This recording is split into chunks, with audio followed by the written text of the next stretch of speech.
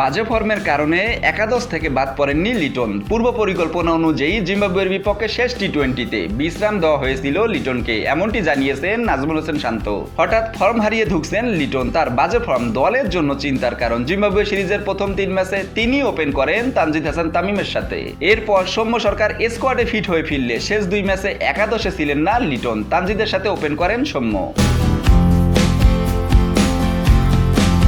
নাজমুল হোসেন শান্ত বলেন, আমরা এই সিরিজে সবকিছু ট্রাই করেছি। এটা পরিকল্পনায় ছিল লিটনকে 2টি ম্যাচ বিরতি দিয়ে সৌম্যকে সুযোগ দেয়া। 3 জনের এই একাদশে থাকার সুযোগ আছে, প্রতিপক্ষ বিবেচনা করে বেছে নেব। এদিকে বাংলাদেশ দলের স্পেশালিস্ট ব্যাটারদের স্ট্রাইক রেট নিয়ে যখন হচ্ছে সমালোচনা, শান্ত তখন হাল ধরলেন সতীর্থদের পক্ষে। তিনি বলেন, আমার কাছে সেটা মনে হয় না। আমাদের দেশে স্ট্রাইক রেট নিয়ে অনেক কথা হয়। ইদানিং আমরা ভালো উইকেটে খেলা শুরু করেছি। শ্রীলঙ্কার বিপক্ষে টি-20 সিরিজ ভালো উইকেটে খেলেছি। সময় দিতে হবে, লম্বা সময় ধরে 6 মাস থেকে 1 বছর বা 2 বছর ভালো উইকেটে খেললে তারপর দেখবেন প্রত্যেকটা ব্যাটার ভালো স্ট্রাইক রেটে ব্যাট করছে। শুধু আন্তর্জাতিক ক্রিকেট নয়, বিপিএল এ ভালো উইকেটে খেলতে হবে লম্বা সময় ধরে, এরপর ভিন্নতা বুঝতে পারবেন।